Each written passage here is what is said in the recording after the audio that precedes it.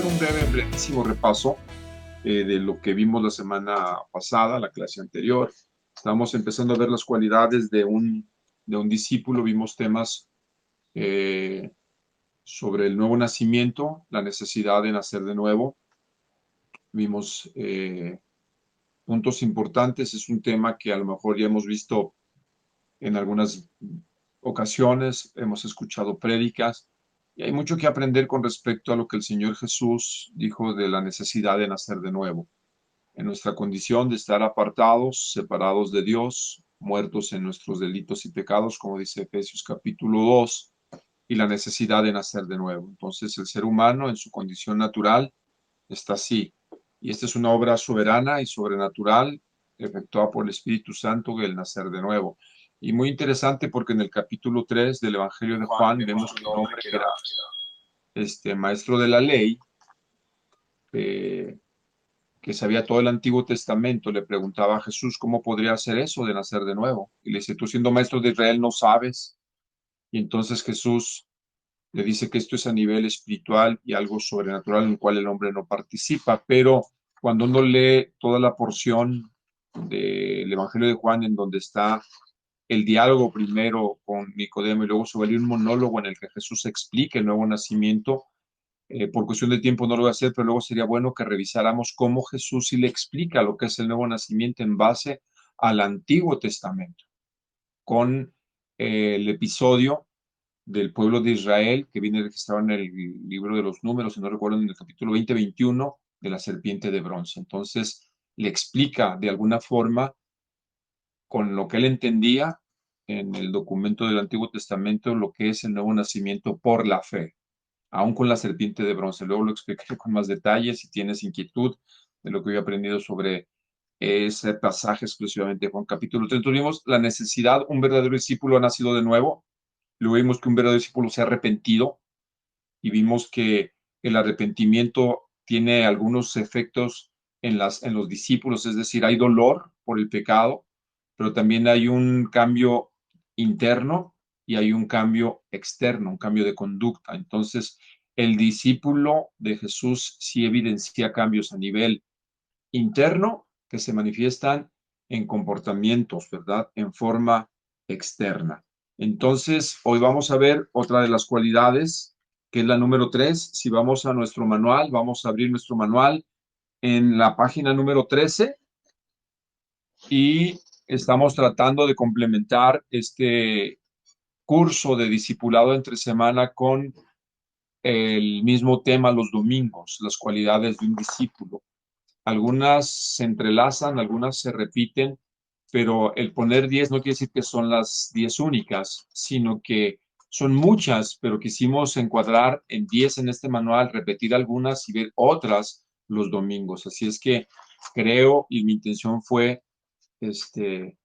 interconectar el curso con las predicaciones que estamos compartiendo el domingo. Entonces, otra de las cualidades del discípulo de Jesús es que Dios Padre y Cristo se convierten en su más grande amor. Estoy ahí en la página número 13. Entonces, la siguiente cualidad, la primera es, como vimos y lo acabamos de ver, un nuevo nacimiento, experimentado un nuevo nacimiento, se ha arrepentido. Y la número 3 es que Dios Padre y Cristo se convierten en su más grande amor. Entonces, solamente para remarcar algo que he dicho, que dijimos el domingo, que amor y obediencia siempre van ligados, amor y obediencia.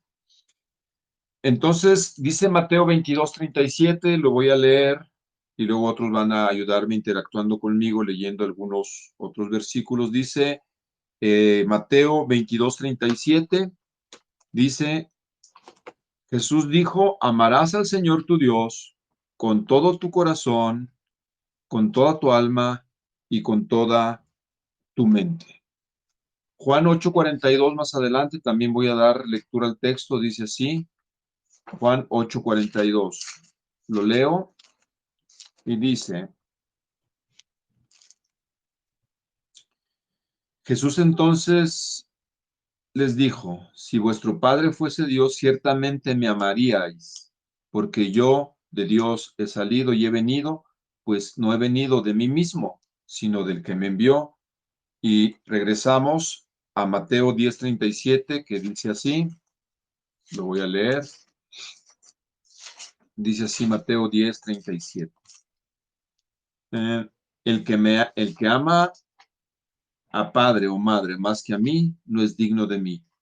El que ama a hijo o hija más que a mí, no es digno de mí. Entonces, esta cualidad es lo siguiente. Dios Padre y Cristo se convierten en su más grande amor. Uno de los cambios internos que el arrepentimiento produce es una nueva percepción y aprecio hacia Dios Padre y hacia Jesucristo su Hijo. El arrepentimiento los empieza a ver como supremamente dignos y valiosos y presta atención a lo que ellos tienen que decir. Lo primero que Dios Padre hace por el nacido de nuevo es llevarlo a Cristo. Y lo primero que Cristo dice al nacido de nuevo es, ven a mí. Vamos a leer algunos de los versículos que están aquí, que ya vienen en nuestra lección, y vamos a empezar a completar nuestra lección. Alguien, por favor, que lea Juan 6:44, por favor, y 6:55 y Juan 6:37. Alguien que prenda su micrófono, vienen aquí, no los busques en la Biblia, ya vienen en la lección, y entonces vamos a contestar el espacio que tenemos ahí en blanco. Quien lo tenga y quiera leerlo, por favor, hágalo. Nadie puede venir a mí si no lo trae el Padre que me envió, y yo lo resucitaré en el día final. El siguiente llena, por favor, 55. Juan 6:55, y decía, por eso os he dicho que nadie puede venir a mí si no se lo ha concedido el Padre. Y Juan 6:37, todo lo que el Padre me da, vendrá a mí, y el que viene a mí, de ningún modo lo echaré fuera. Ok, hay mucho que decir sobre estos versículos, pero claramente, ¿qué dice Dios Padre con los nacidos de nuevo según Juan 6:44, 55 y 37? Si se dan cuenta y analizamos un poquito lo que leímos, hay algo que el Padre hace con los nacidos de nuevo. Ahí, si se dan cuenta y lo analizan poquito, se va a repetir en cada uno de los versículos. Si alguien lo ha descubierto y si no, pues lo hacemos juntos. El Padre los atrae o los envía. ¿A quién los envía? A Jesús. Muy bien, gracias, Quique. Y Valeria también contestó lo mismo. Fíjense, lo que el Padre hace es que Él es quien nos lleva a Cristo. No es una decisión que nosotros hacemos conscientemente, decir, yo voy a seguir a Cristo. Porque algo que les había dicho en el versículo 44, dice, nadie, fíjense, ¿cuántos? Nadie puede venir a mí si no lo trae el Padre que me envió, y yo lo resucitaré en el día final. Yo les había dicho que la palabra trae en el original quiere decir traer a rastras por fuerza a alguien. Esa es la idea que dice el versículo en su idioma original, en griego. Es traer a la fuerza arrastrando a alguien para traerlo. Entonces, ¿quién es el que hace la acción de llevarlos a Cristo? El Padre. El Padre. El Padre es quien nos atrae y nos lleva a Cristo. Entonces vamos a completar ahí, es llevarnos a Cristo. ¿Qué hace Dios Padre con los nacidos de nuevo? Los lleva a Cristo. Ahora, ¿qué manda Cristo a los que han nacido de nuevo? Que fue la primer cualidad de los discípulos, de un verdadero discípulo. Mateo 6:35 no es correcto, táchenlo. Es Juan 6:35. Ese bórrenlo, no es Mateo 6:35, porque si ustedes van a la Biblia, es Mateo 11:28, porque aquí está abajo, dice Juan 6:35 aquí mismo. ajá, si se van a la Biblia, ustedes van a ver que Mateo en el capítulo 6 no trae 35 versículos, entonces un error aquí. Es Mateo 11:28. Es Mateo 11:28, pero ya vimos Juan 6:34, Juan 6:37 y Juan 6:35 que dicen lo mismo, ¿ok? Vamos a leer, por favor, Juan 6:35, por favor, para que quede claro. porque no es Mateo 6:35, es Juan 6:35. ¿Quién lo lee, por favor? Yo soy el pan de vida, declaró Jesús. El que a mí viene nunca pasará hambre, y el que en mí cree nunca más volverá a tener sed.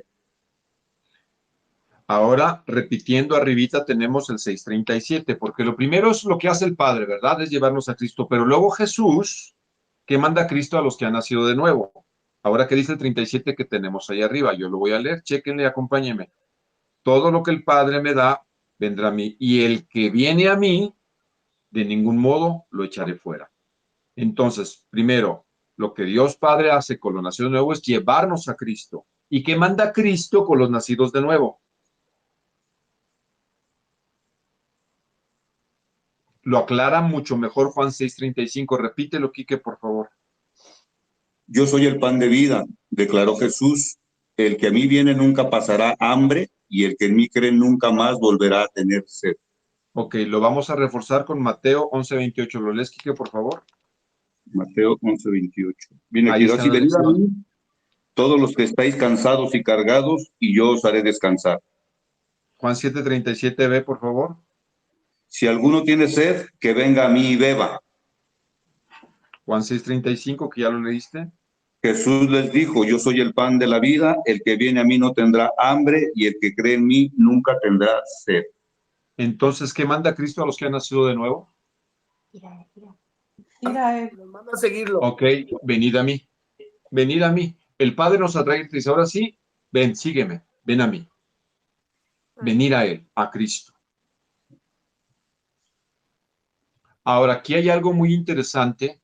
El Padre nos atrae, nos envía, nos lleva a Cristo. Cristo te dice, ven a mí, en una acción de la Trinidad. Pero aquí hay una pregunta que creo que es muy importante.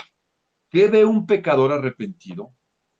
¿Qué ve las personas que Dios nos ha llevado a Cristo y que Cristo nos dice, ven a mí? ¿Qué es lo que ve un pecador arrepentido en Cristo que lo motiva a venir a Él? A la luz. A la luz de Mateo 13:44 y Filipenses 3:8 vamos a descubrir. Ahí vienen en el texto, ya vienen en su manual. A la luz de estos dos versículos vamos a descubrir qué es lo que ve un discípulo, un pecador arrepentido que lo motiva a ir a Él. Alguien que lea, por favor, Mateo 13:44 Yo, y Filipenses 3:8, que están ahí en el manual. Mateo 13:44. El reino de los cielos es semejante a un tesoro escondido en el campo, que al encontrarlo un hombre lo vuelve a esconder. Y de alegría por ello va, vende todo lo que tiene y compra aquel campo. Ok, y Filipenses 3:8, por favor, Irais. Filipenses 3:8. Y aún Ahí en la más, página. yo estimo como pérdida todas las cosas en vista del incomparable valor de conocer a Cristo Jesús, mi Señor, porque quien lo ha perdido todo y lo considero como basura a fin de ganar a Cristo. Ok, Pablo está diciendo, en lo que leyó Irais, que él, lo que para él tenía cierto valor, todos sus méritos y logros personales, ahora lo tenía como pérdida, por una sola situación que él entendió, por el incomparable valor de conocer a Cristo su Señor, dice, por quien lo he perdido todo. Es más, y eso que perdí lo considero basura a fin de ganar a Cristo. Entonces, de acuerdo a estos dos versículos, ¿qué es lo que un pecador arrepentido ve en Cristo y que lo motiva a ir a Él? ¿Qué es? De acuerdo a esta parábola, a esta pequeña parábola de Mateo 13:44 y Filipenses 3:8. ¿Qué es lo que ve? ¿Qué es lo que nos motiva? ¿O qué motiva a un pecador arrepentido? Conocerle mejor. Conocerle mejor, muy bien, bueno, es una parte, pero hay algo más y creo que lo da la clave en el versículo 44 de Mateo 13. Jesús hace una comparación. Dice, el reino de los cielos, fíjense, es semejante, está comparando el reino de los cielos, es decir, la predicación de Cristo, las buenas noticias, el que Cristo dice, he traído el reino a ustedes, es semejante a un qué? A un Campo. tesoro. A un tesoro, que está, ¿cómo está el tesoro? Escondido. ¿En dónde? En el hombre. En el campo, dice, en el En un campo. campo. Vamos, esto está tratando de hacer un ejemplo de algo que sus escuchas del primer siglo podían entender, ¿verdad? Dice, el reino de los cielos, el mensaje del evangelio es parecido a esto, a un tesoro escondido en el campo, que al encontrarlo un hombre, ¿qué hace? Vende todo. Y Primero compra lo el vuelve a campo. esconder. ¿Por qué lo vuelve a esconder? Para que nadie se lo Porque es gane. de gran valor. Dice, híjole, me encontré un Tesoro. súper tesoro, pero hay algo, que ese campo no es de él, ¿verdad que no? ¿Por qué sabemos que no es de él? Va y lo compra. Porque después lo compra. Porque primero va y hace algo. ¿Vende qué? Todo lo que tiene. Imagínate, tú tienes tu casa ahí en Colinas de San Javier, pagada, no debes nada. Digo, Colinas de San Javier es una de las mejores, bueno, de las antiguas, ahorita yo creo que hay otras mejores colonias, ya me quedé en los 80 yo. Y vende todo lo que tiene, carros, todo. Y sus vecinos lo empiezan a ir, su familia le empieza a decir, ¿qué estás haciendo? ¿Qué está haciendo? Vendiendo todo. ¿Y qué vas a comprar? ¿Qué puedes comprar con todo esto que ya tenías que era muy bueno? ¿Por qué estás haciendo eso? Si alguien no entiende, lo pensaría que está bien o está mal, o está medio loco. Está medio loco. Está medio loco, ¿no? O sea, ¿en qué cabeza cabe que estés vendiendo? Pues, ¿qué vas a vender todo? Pues, ¿qué vas a comprar? Pero él sabe lo que encontró, ¿verdad?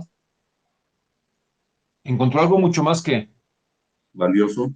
mucho más valioso, que valía la pena vender todo lo que para él era tan importante por comprar aquel campo. No por comprar el campo, sino por el tesoro que había Encontrado. encontrado en él.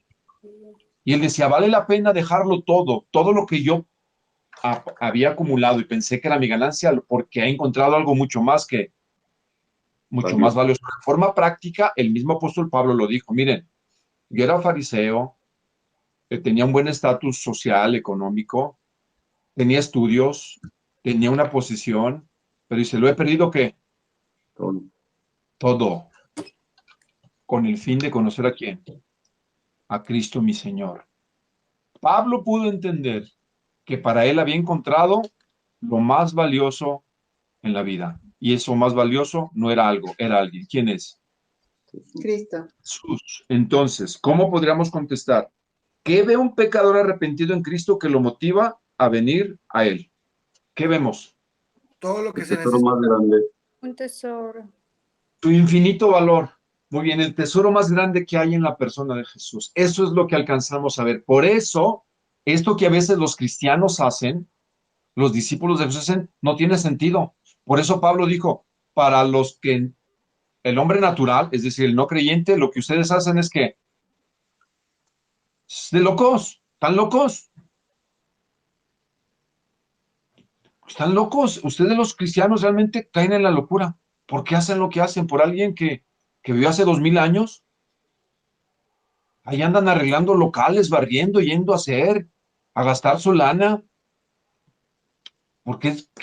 Mejor gástenselo en otras cosas.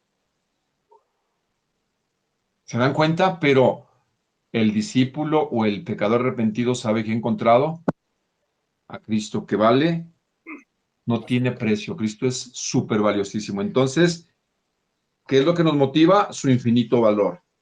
Ok. Sigamos en la página 14. La siguiente pregunta a contestar con los versículos que tenemos. ¿Cuál es la respuesta emocional que Dios Padre espera de aquellos que lo encuentran a Él y a Cristo como supremamente valiosos?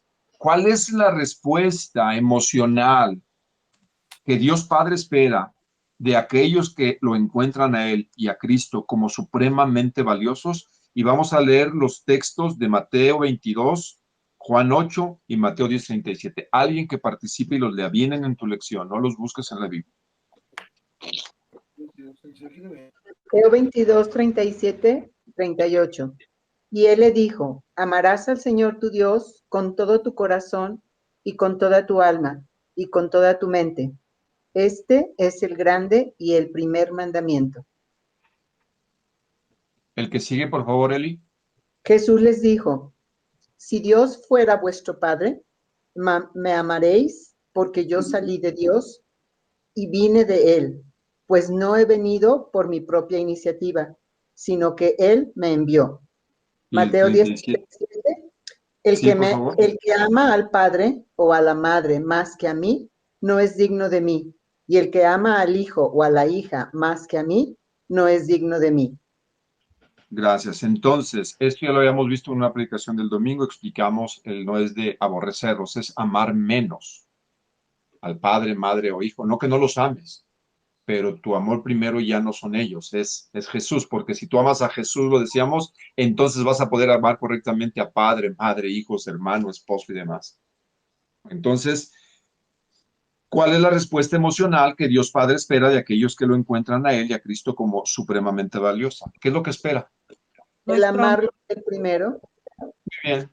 Amarlos, que los ames más que a nada. ¿Será que Cristo y el Padre y el Espíritu Santo tienen problemas de autoestima que necesitan que los amemos? No. No. Dios sigue siendo Dios, con todo respeto, con tu amor o sin tu amor, o mi amor y sin tu amor. Él sabe que los beneficiados de amarle más a Él que cualquier otra cosa va a redundar en bendición para mi vida y para los que me rodean. Entonces, un auténtico discípulo, recapitulando ahí en la lección, número 1, nace de nuevo, ¿ok? Experimentó el nuevo nacimiento. 2, experimenta un auténtico arrepentimiento que va con 3 características, aprendimos. Número 1, hay un dolor por el pecado. Número 2, ¿se acuerdan cuál es el 2? Cambio interno. Hay un cambio interno. Y número 3, se evidencia con un cambio que externo. Se externo. manifiesta. Entonces, si un discípulo sí se manifiesta con cambios internos y externos, y hay un dolor por el pecado, porque ahora entendemos el valor de quién, de Cristo. Entonces, dice, ama al Padre y al Hijo Más que nadie. más que a nadie. La pregunta es si nuestro compromiso de amor con Jesús está demostrando que le amamos más que a nadie en esta tierra. Más que padre, madre, hijos, esposa, mi carro, mi casa. Entonces, sigamos. Número 4, la cuarta cualidad. Dios Padre y el Señor Jesucristo le inspiran su máximo respeto expresado en sumisión. Subraya o encierra sumisión, por favor, o ponle marcatextos a sumisión.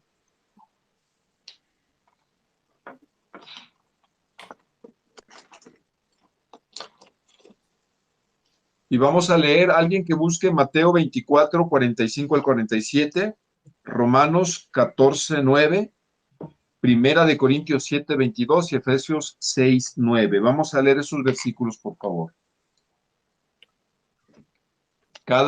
Alguien que participe de los que estamos aquí, que tenga el primero Mateo 24, 45 al 47. Prenda su micrófono y léalo, por favor.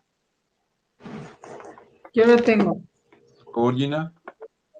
El discípulo no es más que su maestro, ni el siervo más que su señor. Bástale al discípulo ser como su maestro y al siervo como su señor. Si el padre de familia llamaran Belcebú, ¿cuánto más a los de su casa? Ok. Al 25.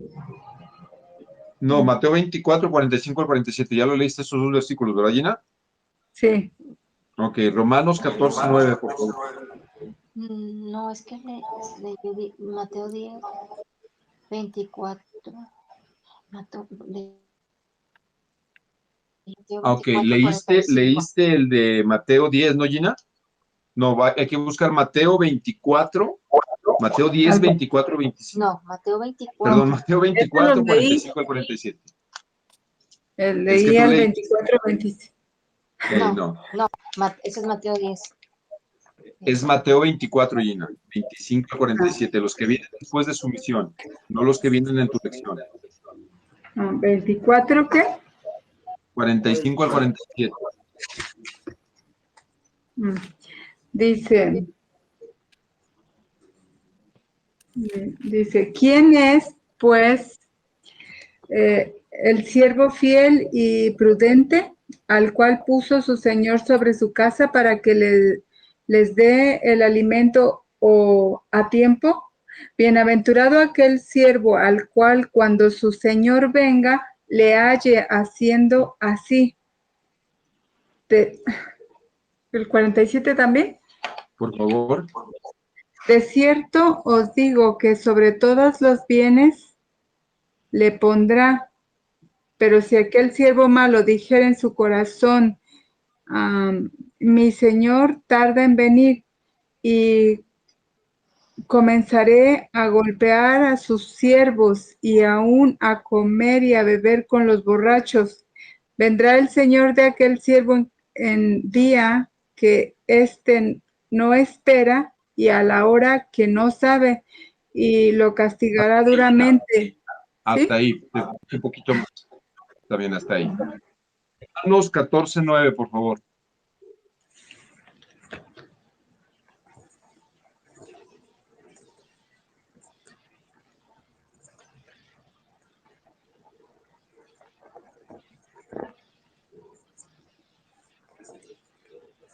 ¿Quién lo tiene? Romanos 14:9. Sí. Porque Cristo...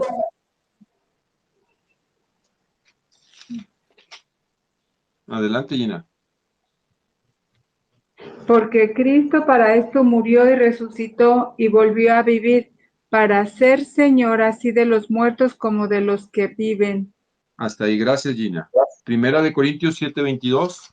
Yo lo tengo. Yo lo tengo.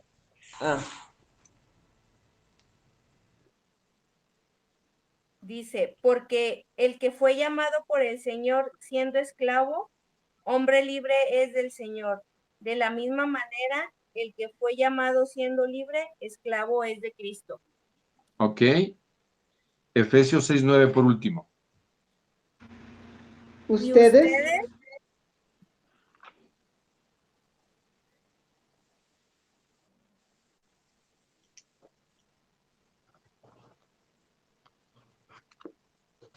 ¿Quién lo iba a leer? Que lo lea Isela. Ok.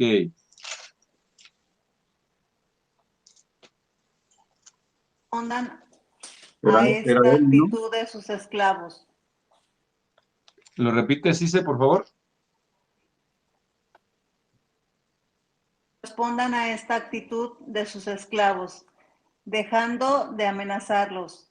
Recuerden, tanto ellos como ustedes tienen un mismo amo.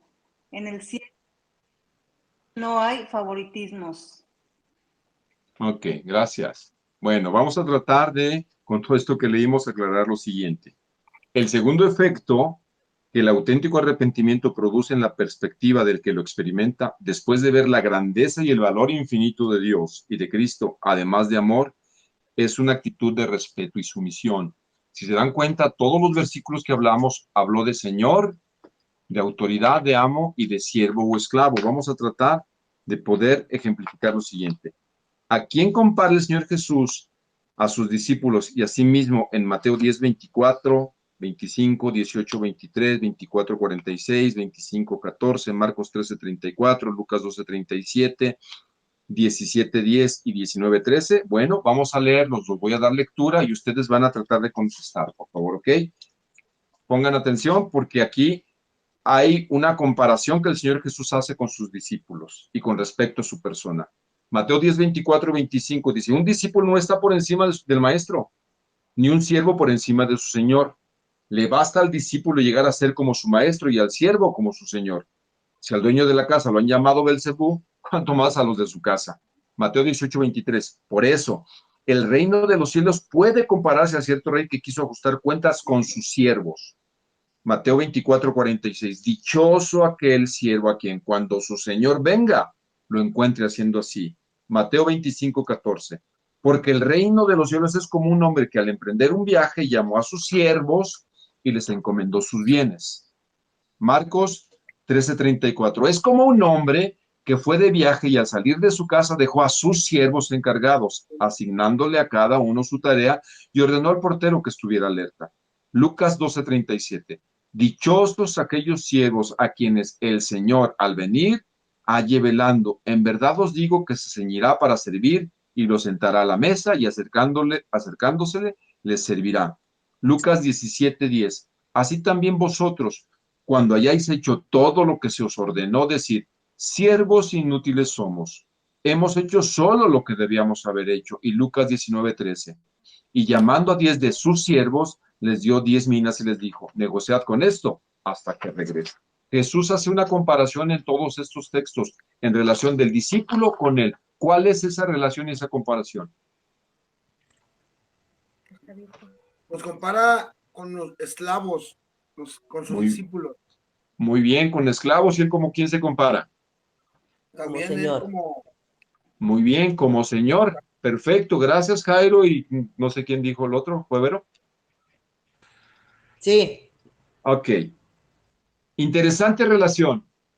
Sé que para ti, para mí, en el siglo XXI es chocante esto. Porque la palabra que se traduce siervo fue como lo dijo textualmente Jairo. ¿Sabes qué significa? Esclavo. En el idioma original del Nuevo Testamento, que es el griego, es la palabra doulos, que quiere decir esclavo. ¿Es chocante la esclavitud o no? ¿Te gustaría ser esclavo? No. De Cristo, sí.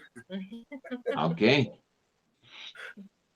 Mira, tratando de entender un poco el contexto histórico y cómo la primera audiencia podía entender este mensaje. Bueno, ¿hace cuántos siglos se escribió el Nuevo Testamento? ¿Alguien sabe? ¿O cuántos miles de años? Casi 21 siglos, 2000 años, ¿verdad? 20 siglos. En la Roma del primer siglo había esclavos. Recuerden que estamos en la Roma del primer siglo y en el Imperio Romano del primer siglo. Había esclavos. Se dice, la estadística creen los estudiosos, que el 20% de la población eran esclavos. El 20% de la población en Roma eran esclavos. Y el otro 20% se le llamaban libertos, es decir, que habían sido, ¿qué? Esclavos. Entonces, ellos al oír esto, les hacía mucho sentido, para ti, para mí no, porque cuando tú escuchas esclavo, ¿qué viene a tu mente? Alguien que me quiera compartir. Sí, alguien que hace lo que se le ordena únicamente, no tiene criterio propio, pues. Si lo contextualizamos con nuestro vecino del norte, piensa los esclavos en Norteamérica, ¿cómo eran? Negros. Negros, afroamericanos, ¿verdad? Y aún no solamente en Estados Unidos, sino hubo muchos esclavos que trajeron de África en las Américas, ¿verdad? Por eso tenemos en ciertas partes de América Latina gente con mezcla de raza, ¿verdad? Porque trajeron muchos de África como esclavos. Entonces, cuando uno piensa en esclavo, la primera referencia que uno tiene es con la esclavitud que conocemos de Occidente, que Occidente trajo a las Américas, ¿verdad? Es decir, hombres de color, sin educación, que hacían los trabajos más duros, que los maltrataban. Ahora, en el primer siglo ser esclavo tampoco era fácil, pero sí había una distinción entre los esclavos. Es decir, los esclavos se confundían con cualquier otra persona porque no eran por un origen étnico o de raza. Se confundían en la sociedad. A veces muchos fungían como esclavos porque había esclavos que se educaban, había esclavos que podían llegar a altas jerarquías, había esclavos que, aun cuando podían conseguir la libertad, se quedaban con sus amos porque el ser un esclavo de un amo que era buen amo le daba prestigio al amo o a lo que llamaban el patrón. Es que eso de patrón y demás que yo estaba viendo esta semana, tiene que ver desde la Roma imperial. Los patrones eran los amos y los clientes eran los esclavos, y luego se libertaban y se hacían clientes de ellos porque querían quedarse, porque los trataban bien. Entonces, el esclavo de la Roma del primer siglo no es como nuestro concepto que tenemos de esclavitud. Pero lo que el Señor Jesús dice, así como ustedes entienden que hay buenos amos, yo soy un mejor amo y un mejor Señor. Y entonces esa relación de amo con esclavo tiene mucho sentido. Entonces, contestando, ¿a quién comparó el Señor Jesús a sus discípulos a sí mismo? Con un amo y a los discípulos con unos que Esclavos. siervos o esclavos. Pero no te quedes con la imagen de la esclavitud que se abolió en las Américas y en Estados Unidos, sino si tú estudias un poquito más cómo eran los esclavos del primer siglo, te vas a dar cuenta que muchos de los esclavos, y aún libertos, que se liberaban de la esclavitud, se quedaban con sus amos por agradecimiento o porque habían sido buenos amos. Claro que también había malos amos y se maltrataba a muchos de los esclavos. Se dice, por ejemplo, para decirte un caso, si tú eras un esclavo y tus hijos nacían bajo ese estatus de esclavo, tus hijos le pertenecían al amo. Ellos podían a veces hasta abusar física y sexualmente de los hijos de los esclavos, pero no era el caso en toda la Roma. Y les digo, muchos esclavos vivían bien, se les educaba, se les entrenaba para tener puestos importantes dentro de las casas romanas. Por eso Jesús dice que le encargaba a sus esclavos trabajos específicos. En este sentido de esta esclavitud, Cristo nos llama como Señor, como un buen amo, un mejor amo, a servirle por amor y a quedarnos con él para servirle porque es el mejor amo que cualquiera pueda tener. Entonces, ahora esto tiene más sentido para el que escuchaba en el primer siglo. Dice, bueno, pues ¿qué amo tengo yo si eras esclavo? Ahora, no era la más baja jerarquía en la Roma imperial, el esclavo. No te creas que era la más baja. La más baja eran los jornaleros, que a veces ni eran esclavos, porque muchos esclavos vivían mucho mejor que los jornaleros. Y muchos, ¿sabes qué? Preferían ser esclavos. ¿Dependiendo de quién? Pues del amo, del patrón que les tocara. Es como en el trabajo, a ver, ¿tú con quién quieres trabajar? ¿Con un buen o un mal patrón? Bueno. ¿Por qué quieres trabajar con un buen patrón? Porque te da un mejor sueldo, porque te trata bien, te da un bono de puntualidad, te da vacaciones, te da premios. ¿No quisieras un patrón así? Sí. Sí, ¿no? Pues ese es el modelo romano. Y Jesús les hace entender, miren, ningún patrón humano se puede comparar conmigo. Vengan a mí, les dice, vengan a mí y pruébenme como su Señor. Y compárenme. Esa era la idea. ¿Sí captan por dónde va? Sí. Por eso esto ahora ya tiene más sentido, porque si no, ¿cómo ser esclavo? Ya me imaginé yo acá pintado de negro, nada más con un pantalón y la espalda toda azotada. No, no era el concepto de esclavitud, aunque no todos los esclavos les iba bien. ¿Sí me explico? Por eso Jesús dice, comparen mi señorío con el que tienen en la tierra y verán qué clase de amo soy. Por eso los cristianos lo amaban a Jesús, habían entendido. Vamos entonces a lo siguiente. Estamos en la página 15, ¿ok? ¿Sí estamos ahí? Sí.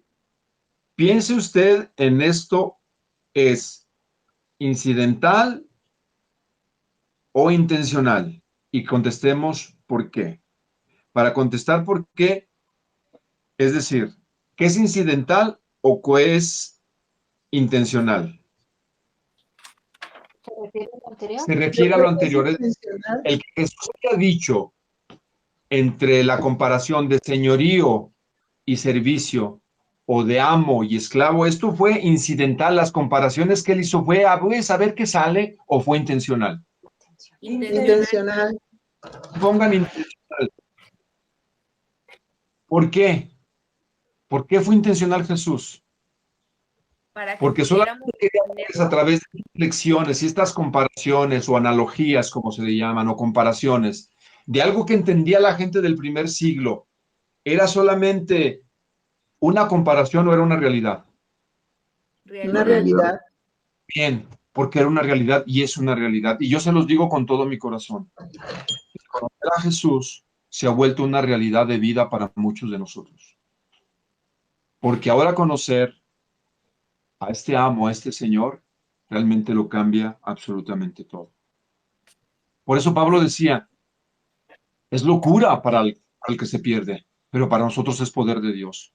Muchos le hubieran dicho a Pablo, Pablo, estás loco. Y de hecho se lo dijo, ¿verdad, don Rey Pablo? Las muchas letras, vuelto loco.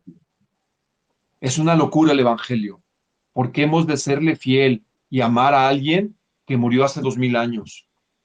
Alguien que vivió hace siglos atrás, que quizás tendría que ver muy poco con la gente moderna del siglo XXI. Pero este Jesús es más real. Y cuando uno puede entender el valor de Cristo y lo que hizo Cristo y lo que es Cristo y lo que sigue haciendo Cristo, al llamarnos por su gracia a conocerle, pues esto ya no es solamente una comparación, es una realidad. No hay nada más real, creo yo, que Jesucristo.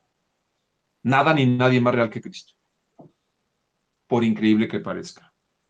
La historia lo dicta, cada día lo dicta, que Jesús es real. Entonces, es intencional, porque no es una comparación, es una realidad. Ahí contestamos, ¿por qué? Porque es una realidad. Cristo es Señor y seguirá siendo Señor.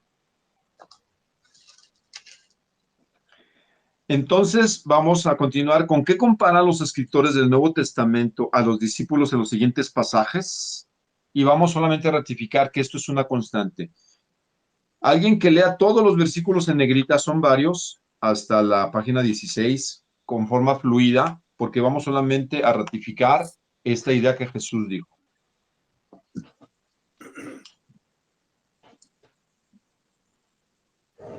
Y ahora, Señor, considera sus amenazas y permite que tus siervos hablen tu palabra con toda confianza. Romanos 6:19, hablo en términos humanos por causa de la debilidad de vuestra carne, porque de la manera que presentasteis vuestros miembros como esclavos a la impureza y a la iniquidad, para iniquidad, así ahora presentad vuestros miembros como esclavos a la justicia para satisfacción. Primera de Corintios 7:22, porque... ¿Cómo? Santificación, pero... Porque el que fue llamado por el Señor siendo esclavo, liberto es del Señor. De la misma manera, el que fue llamado siendo libre, esclavo es de Cristo. Gálatas 1:10.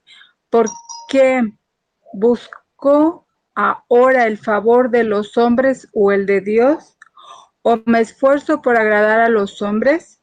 Si yo todavía estuviera tratando de agradar a los hombres, no sería siervo de Cristo.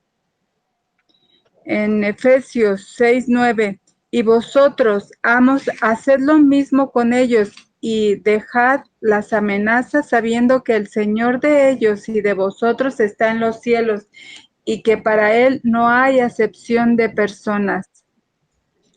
Primera de Pedro 2:16, andad como libres, pero no uséis la libertad como pretexto para la maldad, sino empleadla como siervos de Dios. Apocalipsis 1:1, la revelación de Jesucristo que Dios le dio para mostrar a sus siervos las cosas que deben suceder pronto, y la dio a conocer enviándola por medio de su ángel a su siervo Juan. Gracias, Gina. En cada uno de los versículos que nos compartió Gina, que leyó, hay una constante y cómo le llama a sus discípulos. ¿Cómo les llama? ¿Cuál es? Siervos. Siervos, esclavos, esclavos, esclavos, esclavo, siervo, siervo. Entonces contestamos, ¿de acuerdo? ¿Con qué comparan los escritores del Nuevo Testamento a los discípulos en los siguientes versículos que leímos? Siervos, esclavos. Los siervos o esclavos. Con eso lo compara el discípulo. Entonces el discípulo debe considerarse así como un siervo o un esclavo de Cristo. Ya se dan cuenta que ya entendimos cuál era la idea del oyente primario del discurso de Jesús y de los escritos. Ellos entendían lo que significaba la esclavitud, ¿verdad?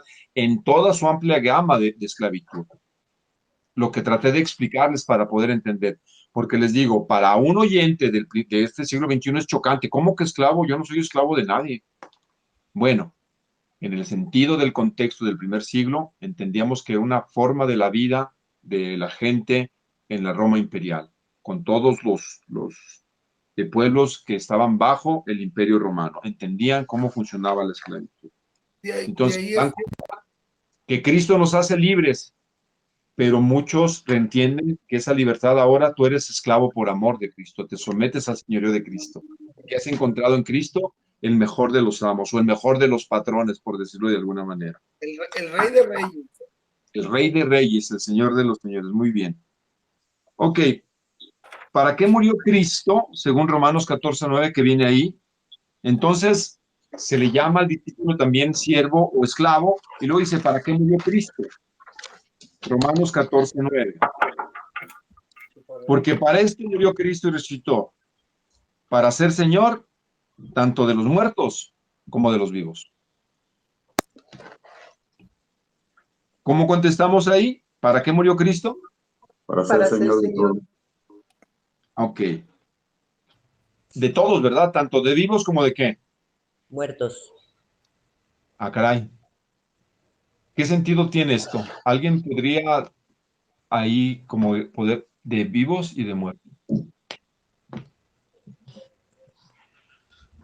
Pues yo lo entiendo, Saúl, que aún muertos Él seguirá siendo nuestro Señor. Ok, recuerden. Aquí nada más hay de dos, como decimos vulgarmente, de dos caminos o de dos sopas. Están los vivos y los Muertos. tanto O física como espiritualmente. ¿Están de acuerdo? ¿O hablará también en la parte espiritual? Ok, también tiene una connotación espiritual, ¿ok? ¿Por qué? ¿Quiénes son los vivos ahorita? Nosotros. Espiritualmente hablando. Los que hemos conocido a Jesucristo, hemos reconocido a Los que han Jesucristo. nacido de nuevo, ¿verdad? Dijo, es necesario, véanse en la lógica de la escritura, ¿es necesario nacer qué? De nuevo. ¿Cómo dijo aquel? Pues ¿cómo siendo viejo por segunda vez? Lo que es de carne y hueso, le dijo Jesús a Nicodemo, es carne y hueso. Lo que es espíritu, ¿qué? Espíritu es, estoy hablando a nivel espiritual, Nicodemo, y tú eres maestro, le decía. Entonces, Él es Señor tanto de los que han nacido de nuevo como de los que, ¿qué? No han nacido. Como los muertos, espiritualmente. Y dice, Cristo no es mi Señor, es más, yo creo en Buda, pues yo creo en Confucio, pues yo creo, yo soy acá, dice Cristo, ¿yo soy qué? Tu Señor. Yo soy Señor, ¿les guste o qué? ¿O no? Soy el Señor de señores y el Rey de reyes. Soy Señor. ¿Sí me explico? Por eso dice, porque para esto Cristo murió y resucitó. Propósito, colectivo de propósito, para ser Señor, tanto de los que no lo reconocen como Señor y es Señor, como de los vivos, que los que reconocen como Señor. Porque ante mí se doblará ¿qué? Toda rodilla. Rodilla, y toda lengua confesará que Jesucristo es el Señor para gloria de Dios Padre. Filipenses, ¿sí o no es cierto? Entonces, como alguien dijo, un amigo le dijo a su papá, mira, papá, dice, yo soy ateo. Dijo, mira, papá, más vale que doble su rodilla por voluntad, porque de todos modos la va a doblar algún día. Y lo corrieron de su casa. Que te valga. Iraís, Amigo quería mío. decir algo, Iraís, ¿querías comentar pero algo? parece que no la escuchamos. Hola, ¿ya me escuchan? Sí. Ah, no, pues es que ya contestaron, pero es que estaba hablando y luego sí me di cuenta que no me escuchaban. Yo Perdón. tengo dudas. Ok, adelante, Iraís. Sí, es que hay algo que todavía yo no entiendo. Por ejemplo, cuando estaban mencionando lo de lo que es ser un esclavo, ¿no? O sea, yo lo que primero pienso de un esclavo, o tanto de antes, pues, como esa concepción de lo que era un esclavo de antes, es que eran, pues, privados de su libertad, que no tenían voz ni voto y que eran sometidos. Entonces, independientemente del tono de piel o lo que sea, era más bien como el estilo de vida que tenían, que sí había quienes tenían pues una oportunidad en la casa de los amos, había quienes no, pero por ejemplo también cuando mencionaban de que hay quienes se quedaban con ellos como fidelidad, digo, yo creo que muchos también a veces se quedaban porque también en la situación del tiempo no tenían a dónde ir. Sí, Y a tienes veces no razón. era como, pues tanto a veces siento que fidelidad, sino de que finalmente preferían quedarse a donde siempre habían crecido y desarrollado. Pero Ok. bueno, No, independientemente, sí.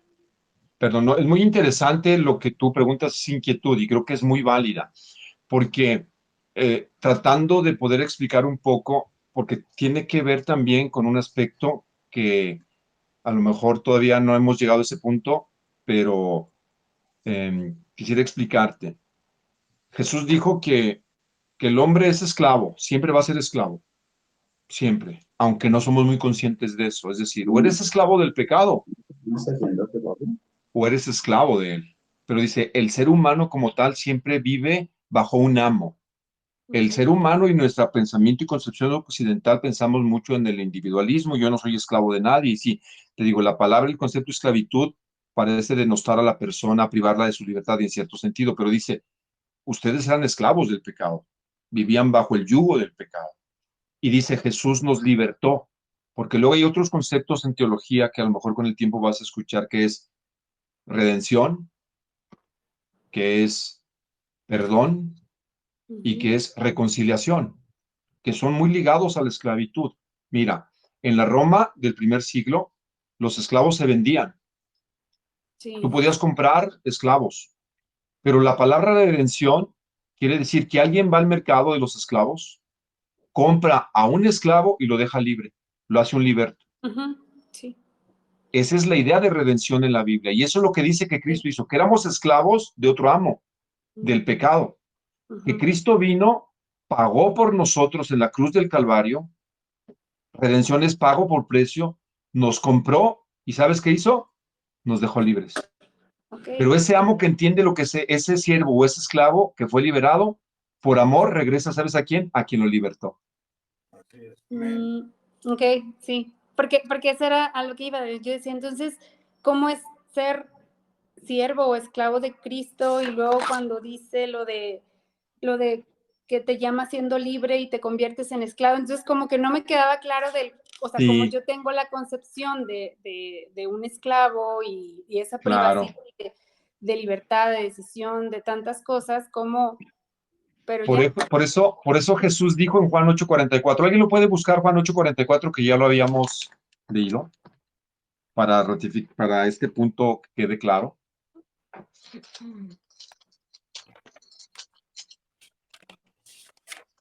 Yo lo tengo, Saúl. ¿Qué dice? Ustedes son de su padre el diablo, cuyos deseos quieren cumplir. Desde el principio, este ha sido un asesino y no se mantiene en la verdad, porque no hay verdad en él. Cuando miente, expresa su propia naturaleza, porque es un mentiroso. Él es el padre de la mentira. Ok, está diciendo ustedes son de su padre el diablo, está diciendo a unos líderes religiosos de su tiempo, pero versículos atrás dice, si el Hijo os libertare, seréis verdaderamente ¿qué? Libres. ¿En qué versículo está ahí de Juan 8? Déjenme buscarlo. El de si se mantienen fieles a mi enseñanza, serán realmente mis discípulos y conocerán la verdad y la verdad os hará libres. ¿Cuál es? Juan 8, 31 y 32. Juan 8, 31 y 32. Dice así, lo voy a leer. Dice Jesús, se dirigió entonces, si se mantienen no, fieles a mis 36. enseñanzas, serán realmente mis, y conocerán la verdad, y la verdad los hará Y el 36. libres. Y el 36 dice así, así que si el Hijo los libera, serán ustedes verdaderamente libres. Porque les dice, ustedes son esclavos del pecado y el pecado los tiene subyugados y yo vine a darles libertad, la verdadera libertad. Entonces, la palabra es, tú eres esclavo del pecado, Cristo pagó, te liberó, pero ahora por amor y conociendo el valor, ahora ahora te haces esclavo de Cristo voluntariamente, en cierto sentido. Ok, Estamos esclavos por amor, porque valoramos lo que Cristo hizo. No sé si eso te aclara un poco más, Iraíz, o no. sí, sí, bastante, gracias. Ok. Entonces, gracias por compartir esas inquietudes, Iraíz. Te digo, cuando vemos en algunos estudios lo que significa la redención o la muerte de Cristo, vemos términos como redención, que es eso, liberar a un esclavo del mercado y dejarlo libre. Entonces, reconciliación. Muchos esclavos, solamente para ya terminar esta parte, muchos esclavos se iban y como se confundían, se iban de los amos, pero muchos otros regresaban a la casa del amo. Lo podían matar, pero muchos amos los recibían y los perdonaban y se reconciliaban. Era un acto también jurídico en la Roma del primer siglo. Por eso, en la carta de Pablo a Filemón, cuando alguna vez a estudiar, es de un esclavo que se fue, se convierte al cristianismo y Pablo dice, regrésate con tu amo. No es bueno que estés así. Son muchas cosas muy interesantes para poder entender un poco el contexto de la primera audiencia, pero la idea es que fuimos liberados de la esclavitud, que aunque la gente no cree, sí vive bajo esclavitud de pecado y vive muerta. Recuerden que muerte no es extinción, repetimos, es separación y el pecado nos separa de Dios. Entonces, para seguir adelante, ¿cuál es la actitud que distingue un buen siervo esclavo con respecto a su señor amo? ¿Cuál será esa actitud? Obediencia. ¿Cuál, perdón, Quique? Obediencia. Muy bien, parte es obediencia. Y la obediencia, antes que se van a dar cuenta que es más que obediencia. Agradecimiento. Sumisión. Y luego, bueno. Sí, aquí me dices también. Sumisión. Tampoco es una palabra muy popular ahorita en el siglo XXI. Sumisión. Es decir, mira, ¿cuántos hay empleados aquí que trabajan para una empresa? Ok. ¿Tú te sometes a la autoridad del colegio, Eli?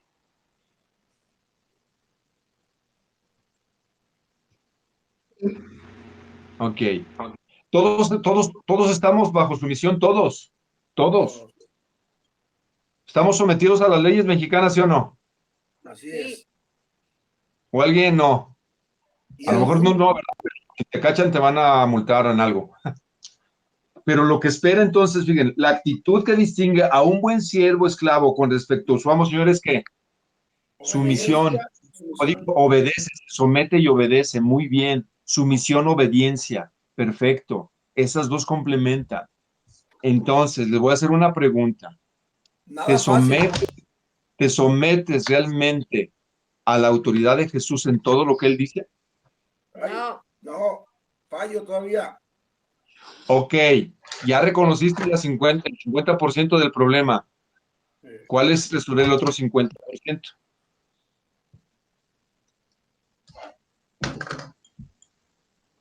¿Quién me lo contesta? Ya reconociste el 50%. Oye, sí sé que fallo. Entonces, ¿cómo resolvemos ese problema? Me someto. Ya siendo obedientes. Muy bien, Jairo. Trucha. Es como, ¿verdad? Bueno, Jairo y algunos sabemos de esto. En Alcohólicos Anónimos te dicen, primero reconoce que eres ¿qué? Alcohólico. Problemas con tu manera de beber. ¿Ya resolviste el problema, sí o no? La primera mitad, ¿sí o no? Sí. No, reconozco, la verdad, sí. No controlo mi manera de beber. Reconozco que estoy mal. ¿Y cómo se resuelve el problema? Ahora cambia. Ahora dejo de tomar, ¿verdad? Pues ya reconocí, no, yo reconozco una parte de la autoridad, pero si no me someto y obedezco, está incompleta la ecuación. ¿Sí me explico? Sí. Un buen siervo, un buen discípulo, no solamente reconoce el señorío, se somete y obedece. Entonces, si hay cosas que Dios te dice que no estás haciendo bien, que no estás obedeciendo, lo digo en el amor de Cristo, obedece y hazlo, para bendición tuya y para gloria y honor de nuestro Señor. Hay cosas que la Biblia dice muy claramente, obedezcámoslas, la verdad, por el bien tuyo y por el honor de Cristo. Entonces, el Nuevo Testamento, ya para terminar, porque ya me fui un poquito, usa varios títulos para describir a Jesús: carpintero, nazareno, Maestro, Rabí, Hijo de Dios, Hijo del Hombre, Hijo de David, Cordero de Dios, Emanuel, la Palabra, Rey, Salvador y Cristo. Son algunos de los más frecuentes, pero sin duda, ¿sabes cuál es el que más se usa? Señor. Señor, curios, que quiere decir amo, dueño, gobernante, Dios o persona en autoridad. De las 748 veces en el Nuevo Testamento usa esta palabra, más de 700 veces se le aplica ¿a quién? A Jesucristo. Y la mayoría del resto de ellas a Dios Padre. Por otra parte, el Nuevo Testamento usa muchos títulos para describir a los seguidores de Cristo. Y uno de los que más se usa 100 veces es la de esclavos o doulos. ¿Qué piensa usted que Dios intenta comunicarnos con el hecho de llamar a Cristo tantas veces Señor, entre paréntesis, amo, y a nosotros esclavos? ¿Qué está queriendo comunicarnos? Que es nuestro Señor. ¿Ok? ¿Y al Señor se le respeta o no? Que hay niveles. ¿Qué hay niveles? Exactamente, que hay niveles. Él es el Señor. Respeto. Así como tú respetas a tu patrón, o se supone que lo debes de respetar, Cristo es el Señor. Él merece todo nuestro ¿qué? Respeto, nuestro amor. Es el mero mero. Es el mero mero, exactamente. ¿Y de mí qué espera? Que yo me ¿qué? Me someta. Si no entendemos esa parte, por eso aquí muchos seguidores dicen, no, ¿sabes qué? Eso de ser cristiano, no le entro. No, aquí, hasta aquí llegamos. Estaba muy bonito que el cielo y que me perdonó y fue muy, pero ya como que yo someterme a Cristo y todo lo que Él diga, bueno, dijo Jesús, si me amas, obedéceme y verás que no te vas a arrepentir. Dios, Cristo nunca te va a defraudar, te lo digo. Tú me dices, esa es tu experiencia, Saúl, pero mira, la historia nos marca que la gente que encontró el verdadero propósito y sentido en su vida y aportó más a esta humanidad fueron los verdaderos seguidores de Jesús. Hoy, siglos después, estamos gastando una hora de tu valiosa vida y tiempo conociendo de Él. Sigue siendo polémico, sigue siendo partiendo el tiempo, parte de la historia, pero también a veces divide familias, a veces. Pero dígame, Jesús nunca te va a defraudar, créemelo. Por eso intento gastar mi vida en esto, que creo que es el tesoro más grande que hemos podido encontrar, al menos que yo he podido encontrar. Estoy como ese, sí, la verdad es que Cristo me rescató, me salvó, me perdonó y ahora mi vida tiene sentido y propósito. Entonces, ¿qué espera Cristo? Que lo obedezcamos. Y yo te lo dejo como aplicación de esta lección. Hay algo en lo cual el Espíritu Santo y Dios mismo te dice a través de su palabra que debes de obedecer y no lo has hecho. Hazlo, te conviene. Créeme que dice, vas a experimentar paz, libertad y luego vamos a ver otras características que van a venir añadidas a tu vida. No sé si hay preguntas, terminamos, son las 9:05, 9:06. Vamos a la próxima semana a la cualidad 5, ya vamos casi a la mitad, ¿ok? ¿Alguna pregunta?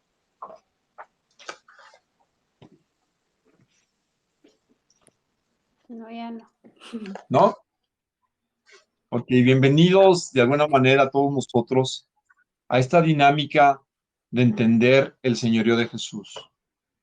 Sé que a veces no es fácil someternos y luchamos porque creo que todos luchamos con someternos a la voluntad de Dios, porque es algo inherente al corazón del ser humano. No nos gusta obedecer.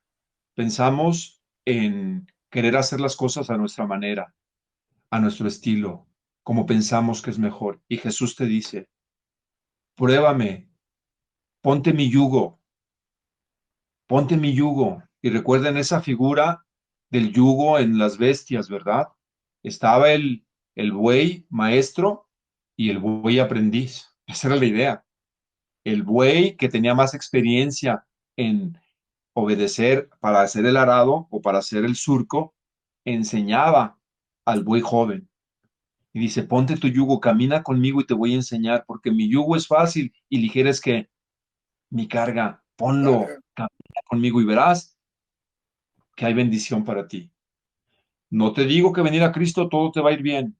Sería un falso evangelio, pero Cristo promete estar contigo siempre. Y después, lo mejor está por venir, que es en la eternidad, y luego con su presencia por siempre, por los siglos, dice Jesús, de los siglos. Entonces, si no hay alguna pregunta, vamos a dar por concluida la clase.